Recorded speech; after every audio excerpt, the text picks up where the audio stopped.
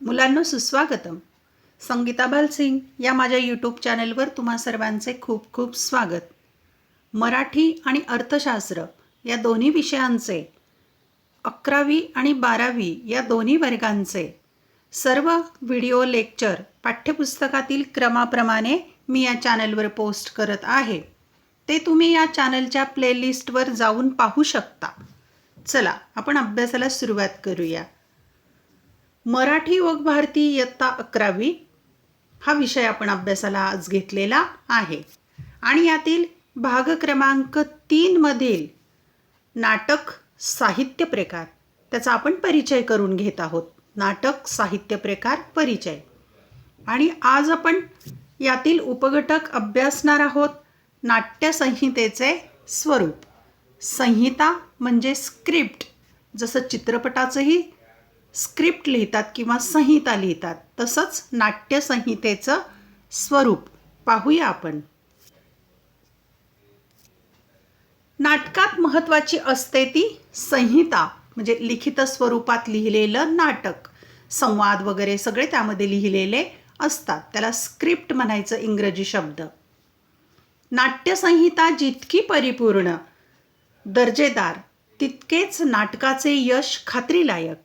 जर नाटक सुंदर लिहिलेलं असेल आणि परिपूर्ण असेल दर्जेदार असेल तर त्या नाटकाला यश नक्कीच मिळतं.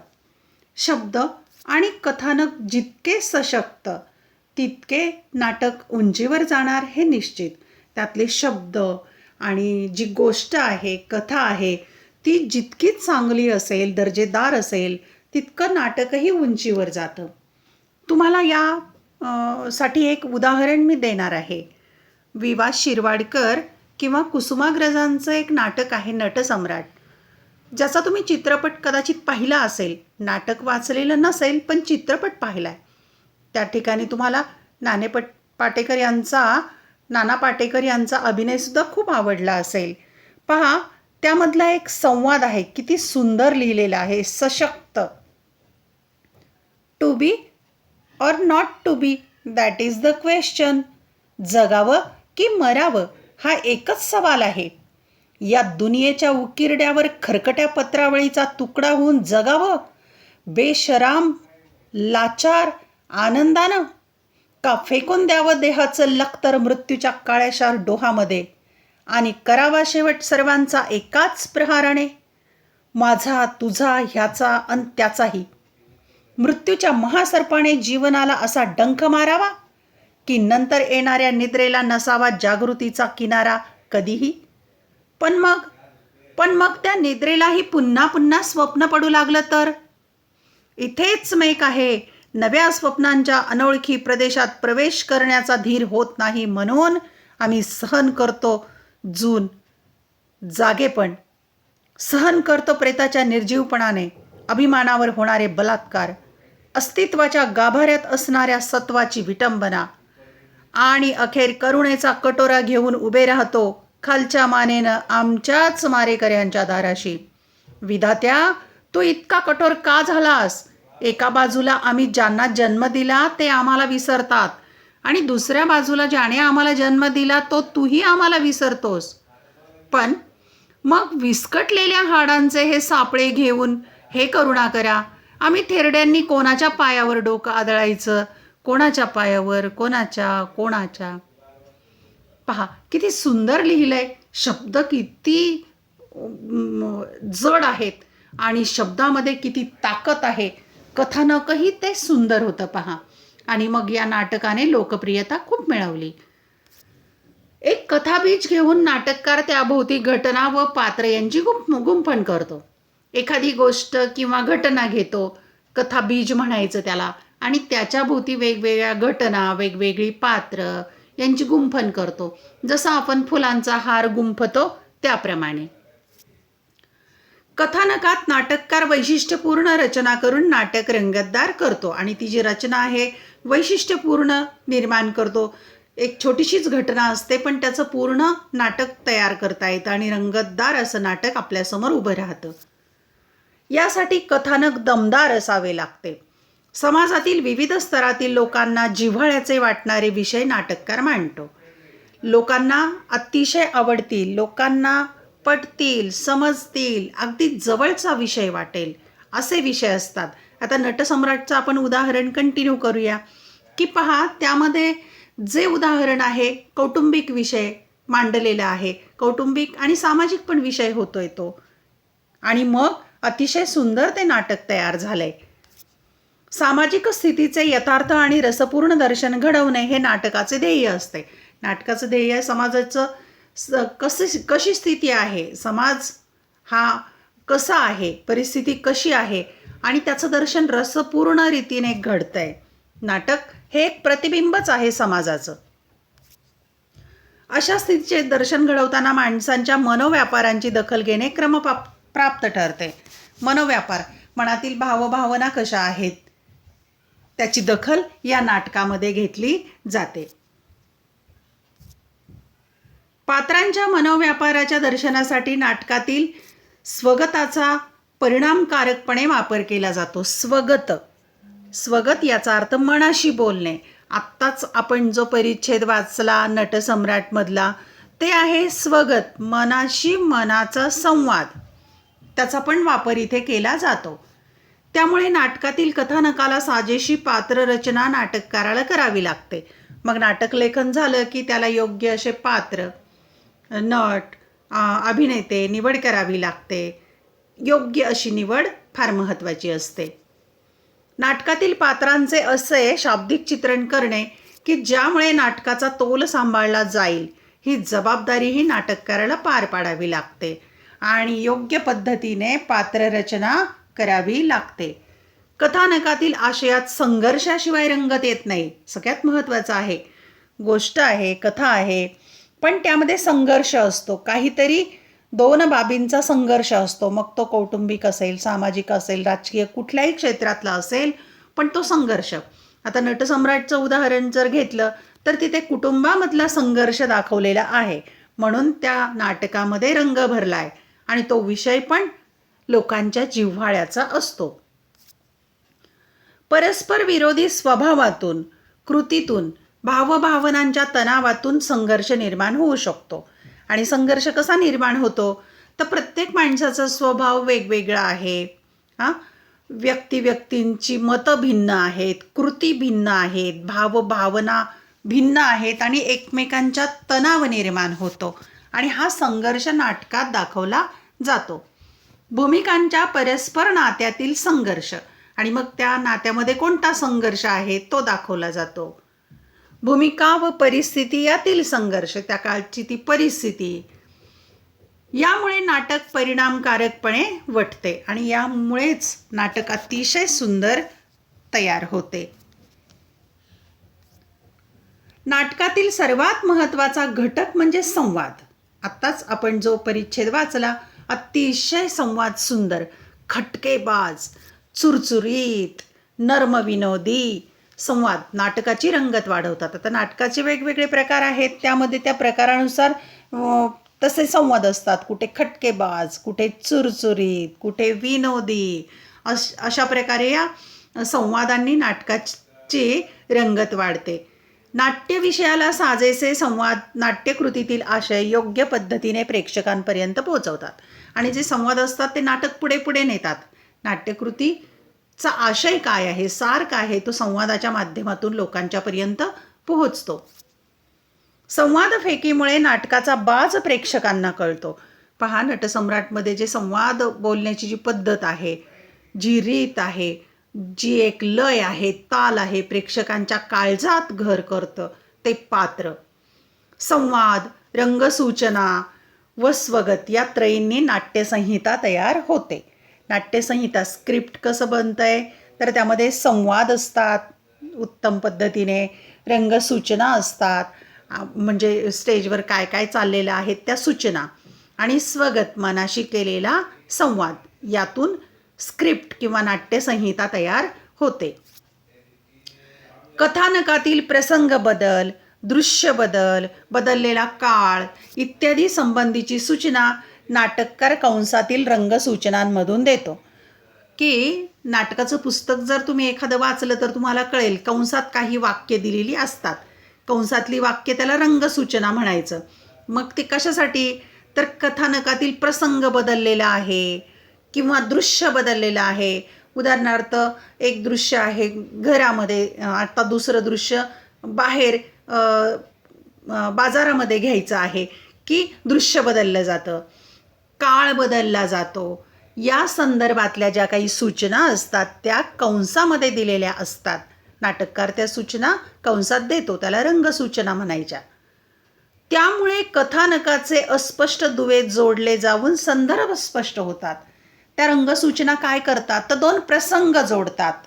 दोन दुवे म्हणजे धागा, दोन प्रसंगामधला एक धागा जो अस्पष्ट आहे तो संदर्भ त्यामधल्या स्पष्टीकरणामुळे प्रेक्षकांना कळतो किंवा वाचकाला कळतो आणि कथानकाचा प्रवाह सहजतेने पुढे जात राहतो.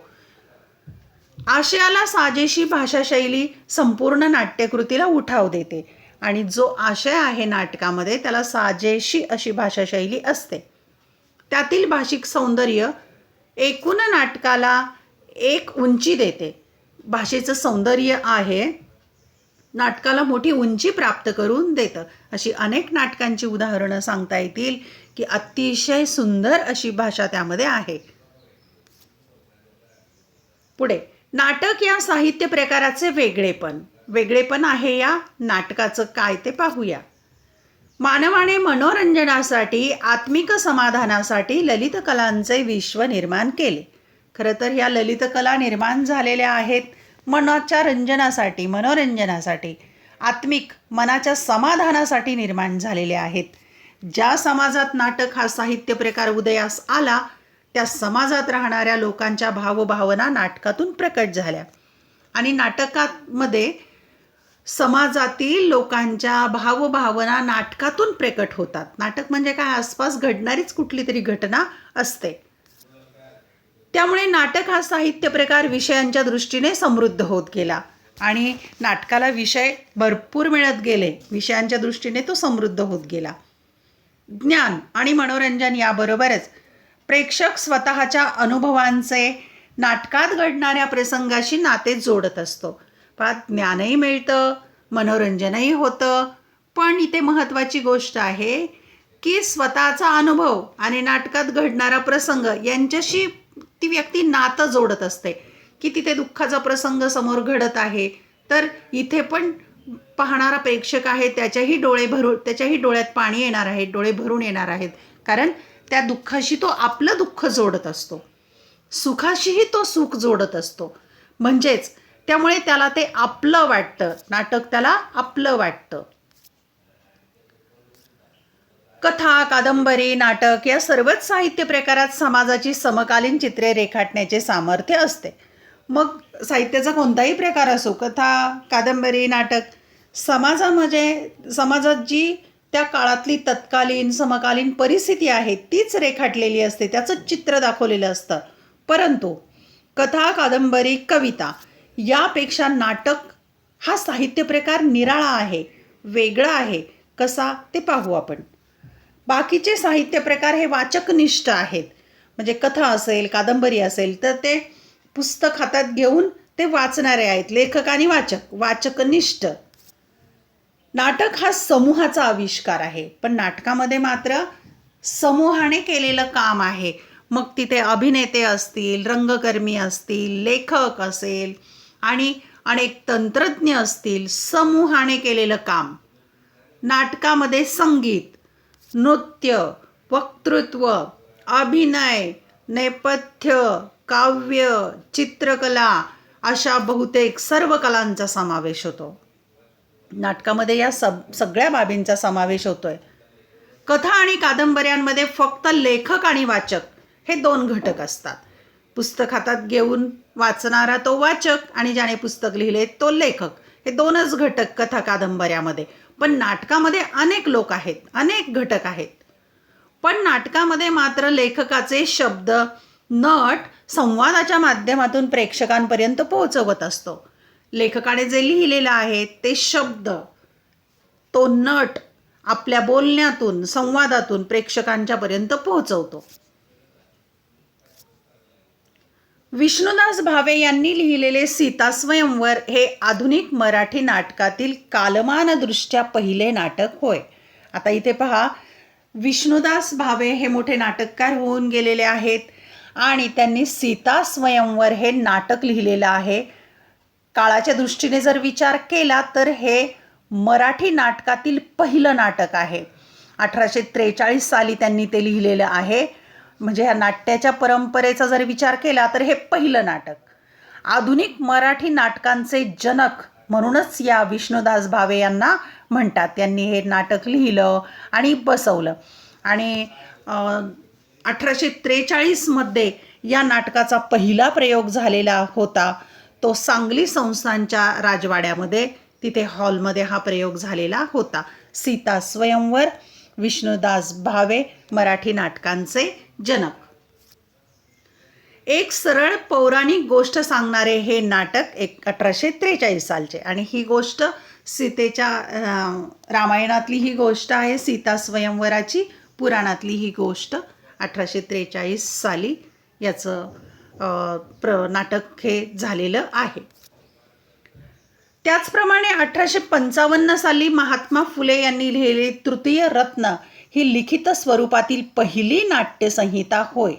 आता त्यानंतर पहा, 1855मध्ये महात्मा फुलेंनी तृतीय रत्न ही लिखित स्वरूपातली नाट्यसंहिता पहा. याच्या संदर्भामध्ये महात्मा फुलेंनी म्हटलंय, विद्येविना मती गेली, मती विना नीती गेली, नीती विना गती गेली, गती विना वित्त गेले, वित्ताविना शूद्र खचले, हे सारे अनर्थ एका अविद्येने केले.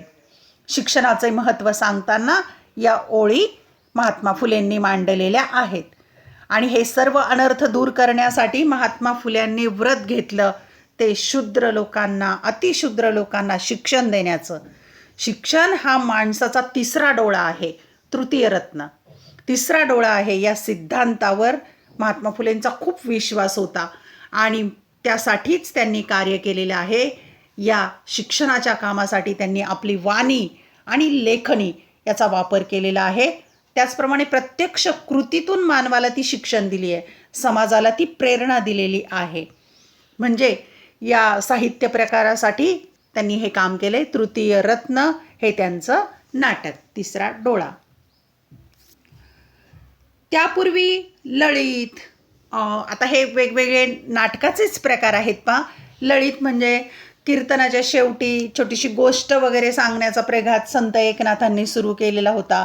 त्यालाच पुढे भारुड किंवा भारुड हा कला प्रकार अस्तित्वात आला. ललित, गोंधळ, जागरण गोंधळ तुम्हाला माहिती आहे, कीर्तन तुम्हाला माहिती आहे.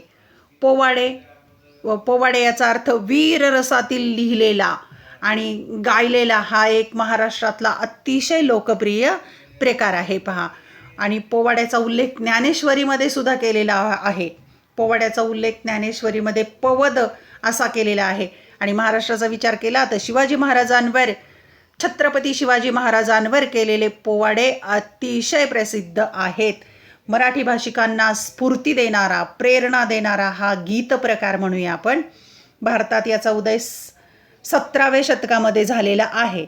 आणि पोवाड्यामध्ये एखादी ऐतिहासिक घटना समोर ठेवून गीताची रचना केली जाते आणि अतिशय वेगळ्या पद्धतीने, वीररसात, जोशपूर्ण पद्धतीने, मनोरंजक पद्धतीने गायले जातात हे पोवाडे.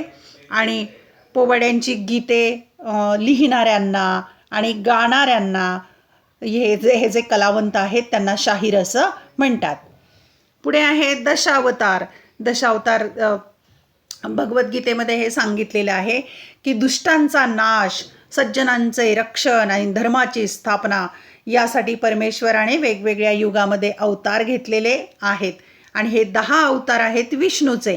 त्याबाबतच्या वेगवेगळ्या कथा आहेत. ह्या कथा सादर करणं त्याला म्हणतात दशावतार कथा. विष्णूचे 10 अवतार. आणि तमाशा, तमाशा लोककला ही तुम्हाला माहिती आहे. अशा अनेक कला महाराष्ट्रात नांदत होत्या, ज्या नाटक या साहित्य प्रकाराच्या उदयास पूरक ठरल्या. म्हणजे ह्या जुन्या काळच्या ललित, गोंधळ, कीर्तन, पोवाडे, दशावतार, तमासे यातूनच पुढे हे नाटक हा साहित्य प्रकार अतिशय दर्जेदार झालेला आहे. धन्यवाद.